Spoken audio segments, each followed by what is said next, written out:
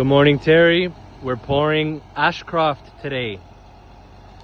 We're pouring this with a boom to ensure that the concrete comes out as quickly as possible. As you can see, everything's already prepared. All of the underground plumbing is complete. I already checked all of the elevations and measurements and everything. The pool is also done here as far as the gunite is concerned. And today we'll pour this and we'll let it cure over the weekend and start bringing in our block. It's pretty much what we'll be doing today. I'm expecting here around 45 yards of concrete, a little bit less than the normal Tahiti because we already poured a lot of it as part of the stem wall.